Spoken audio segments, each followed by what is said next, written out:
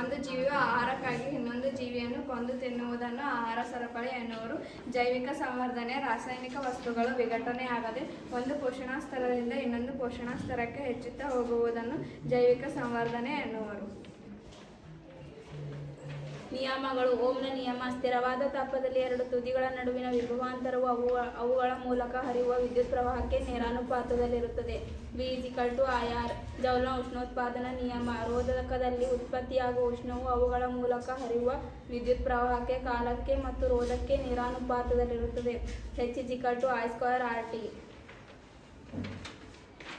ವ್ಯತ್ಯಾಸಗಳು. ಪರ್ಯಾಪ್ತ carbon, ಅಪರ್ಯಾಪ್ತ carbon.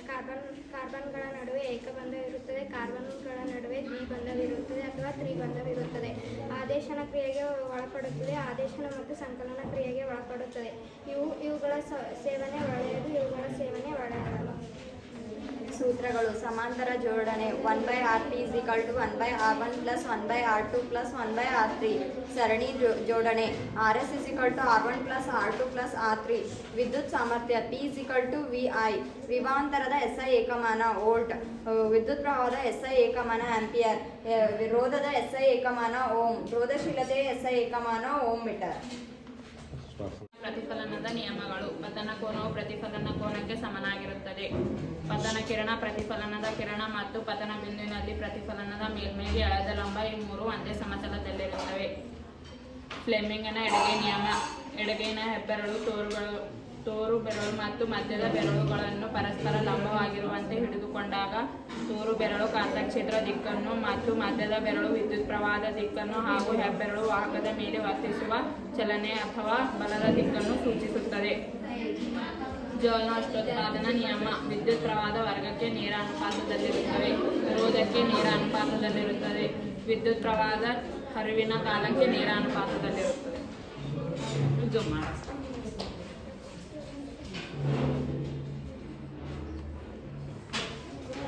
ಪ್ರತಿಕರಣ ಎಂದರೇನು? ಕೋಶ ವಿಭಜನೆಯ ಸ್ಥಿರ ಹಂತದಲ್ಲಿ ಜೀವಕೋಶ DNA ತನ್ನನ್ನು ತಾನೇ ನಕಲುಗೊಳಿಸಿಕೊಳ್ಳುವುದನ್ನು DNA ಪ್ರತಿಕರಣ ಎನ್ನುವುದು. ಎಸ್ಟರೀಕರಣ. ಆಲ್ಕೋಹಾಲ್ ಮತ್ತು ಕಾರ್ಬಾಕ್ಸಿಲಿಕ್ ಆಮ್ಲಗಳು ಪರಸ್ಪರ ವರ್ತಿಸಿ ಎಸ್ಟರ್ ಉಂಟಾಗುವ ಕ್ರಿಯೆಯನ್ನು ಎಸ್ಟರೀಕರಣ ಎನ್ನುವರು. ಸೊಲೆನಾಯ್ಡ್ ಎಂದರೇನು? ಅವಾಹಕ ಹೊದಿಕೆ ಇರುವ ತಾಮ್ರದ ತಂತಿಯನ್ನು ಅನೇಕ ಸುರುಳಿಗಳನ್ನು ಒತ್ತೊತ್ತಾಗಿ ಸುತ್ತಿರುವ ಸಿಲಿಂಡರ್ ಆಕಾರವನ್ನು ಸೊಲೆನಾಯ್ಡ್ ಎನ್ನುವರು. ವಾಹಕದೊಂದಿಗೆ ರೋಧ ಅವಲಂಬಿಸಿರುವ ಅಂಶಗಳು. ವಾಹಕದ ಉದ್ದ, ವಾಹಕದ ಅಡ್ಡಕೊಯ್ತ, ವಾಹಕದ ಪ್ರಕೃತಿಯಂತ್ರ, ವಾಹಕದ ತಾಪ. ಮೆದುಳು ನೆಪ. ನಿಯಮಗಳು. ಓಮ್ನ ನಿಯಮ. ಸ್ಥಿರ ತಾಪದಲ್ಲಿ ವಿದ್ಯುತ್ ಮಂಡಲದಲ್ಲಿನ ಲೋಹದ ತಂತಿಯು ನಡುವಿನ ವಿಭವಾಂತರ ವಿಯು ಆದರೆ ಮೂಲಕ ಹರಿಯುವ ವಿದ್ಯುತ್ ಪ್ರವಾಹಕ್ಕೆ ನೇರ ಅನುಪಾತದಲ್ಲಿರುತ್ತದೆ. ಜೌಲ್ನ ಉಷ್ಣೋತ್ಪಾದನಾ ನಿಯಮ. ರೋಧದಲ್ಲಿ ಉತ್ಪತ್ತಿಯಾಗುವ ಉಷ್ಣವು ವಿದ್ಯುತ್ ಪ್ರವಾಹ ವರ್ಗಕ್ಕೆ, ವಾಹಕದ ರೋಧವು ಹಾಗೂ ವಿದ್ಯುತ್ ಪ್ರವಾಹದ ಕಾಲಕ್ಕೆ ನೇರ ಅನುಪಾತದಲ್ಲಿರುತ್ತದೆ. ಬಲಗೈ ಹೆಬ್ಬೆರಳು ನಿಯಮ. ವಿದ್ಯುತ್ ಪ್ರವಾಹದಲ್ಲಿರುವ ವಾಹಕವನ್ನು ಬಲಗೈಯಲ್ಲಿ ಹಿಡಿದು ಎಂದು ಊಹಿಸಿಕೊಳ್ಳಿ. ಆಗ ಹೆಬ್ಬೆರಳು ವಿದ್ಯುತ್ ಪ್ರವಾಹ ದಿಕ್ಕನ್ನು ಹಾಗೂ ಉಳಿದ ಬೆರಳುಗಳು ಕಾಂತೀಯ ಬಲರೇಖೆಗಳನ್ನು ಸೂಚಿಸುತ್ತದೆ. ಫ್ಲೆಮಿಂಗನ ಎಡಗೈ ನಿಯಮ. ಎಡಗೈನ ಹೆಬ್ಬೆರಳು, ತೋರು ಬೆರಳು, ಮಧ್ಯ ಬೆರಳು ಒಂದಕ್ಕೊಂದು ಲಂಬವಾಗಿ ಇರಿಸಿದಾಗ ತೋರು ಬೆರಳು ಕಾಂತಕ್ಷೇತ್ರದ ದಿಕ್ಕು, ಮಧ್ಯ ಬೆರಳು ವಿದ್ಯುತ್ ಪ್ರವಾಹ ಬೆರಳು ವಾಹಕದ ಮೇಲೆ ವರ್ತಿಸುವ ಬಲದ ದಿಕ್ಕನ್ನು ಸೂಚಿಸುತ್ತದೆ. ವ್ಯಾಖ್ಯೆಗಳು. ಥೈಮಂಡ್ನ ಕ್ರಿಯೆ. ಹೆಚ್ಚಿನ ಕ್ರಿಯಾಪಟ್ಟು ಹೊಂದಿದ ಲೋಹಗಳು ಕಡಿಮೆ ಕ್ರಿಯಾಪಟ್ಟು ಹೊಂದಿದ ಲೋಹದ ಆಕ್ಸೈಡ್ಗಳಿಂದ ಲೋಹವನ್ನು ಸ್ಥಾನಪಲ್ಲಟಗೊಳಿಸಿದಾಗ ಬಿಡುಗಡೆಯಾಗುವ ಉಷ್ಣ ಶಕ್ತಿಯು ವಿರುದ್ಧ ಕೆಲಸಕ್ಕೆ ಬಳಸಿಕೊಳ್ಳುವುದನ್ನು ಥೈಮಂಡ್ನ ಕ್ರಿಯೆ ಎನ್ನುವರು. ನಶಿಸುವಿಕೆ. ಲೋಹದ ವಸ್ತುಗಳು ನೀರು, ಗಾಳಿ, ಆಮ್ಲಗಳೊಂದಿಗೆ ವರ್ತಿಸಿದಾಗ ಅನಾವಶ್ಯಕ ಸಂಯುಕ್ತಗಳು ಲೋಹದ ಮೇಲೆ ಉಂಟಾಗುವ ಕ್ರಿಯೆಗೆ ನಶಿಸುವಿಕೆ ಎನ್ನುವರು. ಉದಾಹರಣೆಗೆ ಕಬ್ಬಿಣ ತುಕ್ಕು ಹಿಡಿಯುವುದು. ಮಿಶ್ರ ಲೋಹಗಳು. ಎರಡು ಲೋಹದ ಅಥವಾ ಲೋಹ ಮತ್ತು ಅವಲೋಹಗಳ ಸಮರೂಪದ ಮಿಶ್ರಣಕ್ಕೆ ಮಿಶ್ರಲೋಹ ಎನ್ನುವರು. ಉದಾಹರಣೆ ಕಂಚು, ತಾಮ್ರ ಮತ್ತು ತವರ. ಪ್ಲಾವನೀಕರಣ. ಕಬ್ಬಿಣ ಮತ್ತು ತುಕ್ಕುಗಳನ್ನು ತುಕ್ಕಿನಿಂದ ಸಂರಕ್ಷಣಾ ತೆಳುವಾದ ಸತುವಿನ ಲೇಪನ ಮಾಡುವ ಕ್ರಿಯೆಗೆ ಪ್ಲಾವನೀಕರಣ ಎನ್ನುವರು.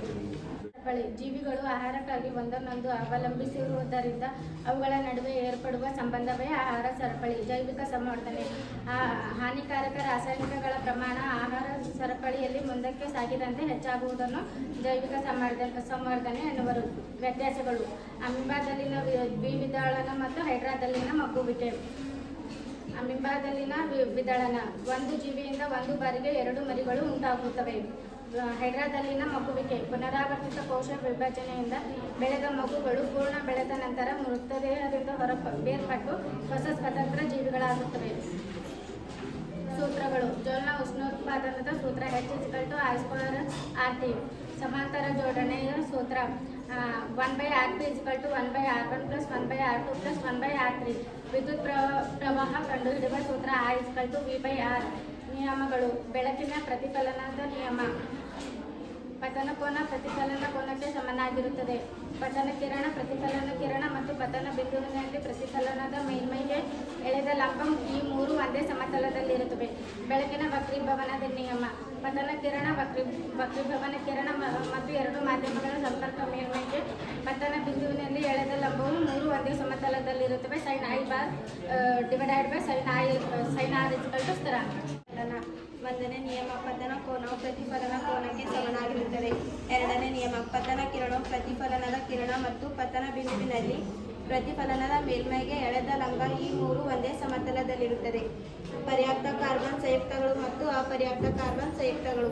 ಪರ್ಯಾಪ್ತ ಕಾರ್ಬನ್ ಸಂಯುಕ್ತಗಳು ಕಾರ್ಬನ್ ಪರಮಾಣುಗಳ ನಡುವೆ ಏಕಬಂಧ ಇರುತ್ತದೆ. ಅಪರ್ಯಾಪ್ತ ಕಾರ್ಬನ್ ಸಂಯುಕ್ತಗಳು ಕಾರ್ಬನ್ ಪರಮಾಣುಗಳ ನಡುವೆ ದ್ವಿಬಂಧ ಮತ್ತು ತ್ರಿಬಂಧವಿರುತ್ತದೆ. ಪರ್ಯಾಪ್ತ ಕಾರ್ಬನ್ ಸಂಯುಕ್ತಗಳಲ್ಲಿ ಕಡಿಮೆ ಕ್ರಿಯಾಶೀಲ ಹೊಂದಿರುತ್ತದೆ. ಅಪರ್ಯಾಪ್ತ ಕಾರ್ಬನ್ ಸಂಯುಕ್ತಗಳು ಹೆಚ್ಚು ಕ್ರಿಯಾಶೀಲ ಹೊಂದಿರುತ್ತದೆ. ಜೋಲ್ನ ಉಷ್ಣೋತ್ಪಾದನೆ ನಿಯಮ. ರೋಧಕದಲ್ಲಿ ಉತ್ಪತ್ತಿಯಾಗುವ ಉಷ್ಣವು ವಾಹಕದಲ್ಲಿ ಪ್ರವಹಿಸುತ್ತಿರುವ ವಿದ್ಯುತ್ ಪ್ರವಾಹದ ವರ್ಗಕ್ಕೆ, ವಾಹಕದ ರೋಧಕ್ಕೆ ಮತ್ತು ವಿದ್ಯುತ್ ಪ್ರವಾಹದ ಕಾಲಕ್ಕೆ ನೇರ ಅನುಪಾತದಲ್ಲಿ ಇರುತ್ತದೆ. ವಿದ್ಯುತ್ ಪ್ರವಾಹದ SI ಆಂಪಿಯರ್. ವಿದ್ಯುತ್ ಮಂಡಲದಲ್ಲಿನ ಬಳಕೆಯಾದ ಶಕ್ತಿಯ ದರವು ವಿದ್ಯುತ್ ಸಾಮರ್ಥ್ಯ. ಚಲುವೆ ಪುಡಿಯ ರಾಸಾಯನಿಕ ಸೂತ್ರ ಆಂಪಿಯರ್. ವಿದ್ಯುತ್ ಮಂಡಲದಲ್ಲಿನ ಬಳಕೆಯಾದ ಶಕ್ತಿಯ ದರವು ವಿದ್ಯುತ್ ಸಾಮರ್ಥ್ಯ. ಚಲುವೆ ಪುಡಿಯ ರಾಸಾಯನಿಕ ಸೂತ್ರ CaCO CaO Cl2. ದೊಡ್ಡ ಅಣುಗಳ ಉಂಟು ಮಾಡೋದು ಕಾರಣವಾಗುವ ಕಾರ್ಬನ್ ಗುಣ ಘಟನೀಕರಣ. ಆಹಾರ ಸರಪಳಿ ಎಂದರೇನು? ವಿವಿಧ ಜೈವಿಕ ಮಟ್ಟಗಳಲ್ಲಿ ಭಾಗವಹಿಸುವ ಜೀವಿಗಳ ಸರಣಿಯನ್ನು ಆಹಾರ ಸರಪಳಿ ಎನ್ನುವರು. ಯಾವುದಾದರೂ 4 ಗುಣಗಳನ್ನು ಬರೆಯಿರಿ. ಕಾಂತೀಯ ಬಲರೇಖೆಗಳು ಒಂದನ್ನೊಂದು ಛೇದಿಸುವುದಿಲ್ಲ. ಕಾಂತೀಯ ಬಲರೇಖೆಗಳು 3 ಅಯಾನುಗಳನ್ನು ಹೊಂದಿವೆ. ಕಾಂತೀಯ ಬಲರೇಖೆಗಳು ಉತ್ತರ ಧ್ರುವದಿಂದ ದಕ್ಷಿಣ ಧ್ರುವಕ್ಕೆ ಚಲಿಸುತ್ತವೆ. ಕಾಂತೀಯ ಬಲರೇಖೆಗಳು ಆವೃತ ಜಾಲವಾಗಿದೆ. ಓಮ್ನ ನಿಯಮ ನಿರೂಪಿಸಿ ಮೂಲಕ ಪ್ರವಹಿಸುತ್ತಿರುವ ವಿದ್ಯುತ್ ಪ್ರವಾಹಗಳು ವಾಹಕದ 2 ತುದಿಗಳ ನಡುವಿನ ವಿಭಾಂತರಕ್ಕೆ ನೇರ ಅನುಪಾತದಲ್ಲಿರುತ್ತವೆ. V/IR. ಬಲಗೈ ಹೆಬ್ಬೆರಳು ನಿಯಮ ನಿರೂಪಿಸಿ ವಿದ್ಯುತ್ ಪ್ರವಹಿಸುತ್ತಿರುವ ನೇರವಾದ ಒಂದು ವಾಹಕವನ್ನು ಬಲಗೈ ಹೆಬ್ಬೆರಳು ವಿದ್ಯುತ್ ಪ್ರವಾಹದ ದಿಕ್ಕಿನ ಕಡೆಗೆ ಹಿಡಿದಾಗ ಉಳಿದ ಬೆರಳುಗಳು ಕಾಂತಕ್ಷೇತ್ರದ ದಿಕ್ಕನ್ನು ಸೂಚಿಸುತ್ತವೆ. ಮತ್ತು ಪೀನ ಮಸೂರ ನಡುವಿನ ವ್ಯತ್ಯಾಸ. ಪೀನ ದರ್ಪಣ ಪ್ರತಿಫಲಿಸುವ ಮೇಲ್ಮೈ ಉಬ್ಬಾಗಿರುತ್ತದೆ. ಪೀನ ಮಸೂರ ಮಧ್ಯದಲ್ಲಿ ಉಬ್ಬಾಗಿರುತ್ತದೆ, ಅಂಚಿನಲ್ಲಿ ತೆಳುವಾಗಿರುತ್ತದೆ. ಪೀನ ದರ್ಪಣ ಬೆಳಕಿನ ಕಿರಣಗಳನ್ನು ವಿಕೇಂದ್ರೀಕರಿಸುತ್ತದೆ. ಪೀನ ಮಸೂರ ಬೆಳಕಿನ ಕಿರಣಗಳನ್ನು ಕೇಂದ್ರೀಕರಿಸುತ್ತದೆ. ಆಗುತ್ತದೆ ಏಕೆ? ಮಹಿಳೆಯರು XX ಲಿಂಗಾಣು ವರ್ಣತಂತು ಹೊಂದಿದ್ದಾರೆ, ಪರಿಪೂರ್ಣ ಜೋಡಿಯನ್ನು ಹೊಂದಿದ್ದಾರೆ. ಪುರುಷರಲ್ಲಿ ಒಂದು ಸಾಮಾನ್ಯ ಗಾತ್ರ X ಮತ್ತು ಇನ್ನೊಂದು ಚಿಕ್ಕದಾದ Y. ಆದ್ದರಿಂದ ಮಹಿಳೆಯರು XX, ಪುರುಷರು XY ಆಗಿದ್ದಾರೆ. ತಂದೆ X ವರ್ಣತಂತು ಪಡೆದು ಮಗು ಹುಡುಗಿಯಾಗುತ್ತದೆ.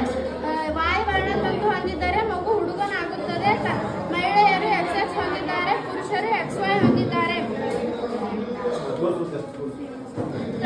ವಸ್ತುವನ್ನು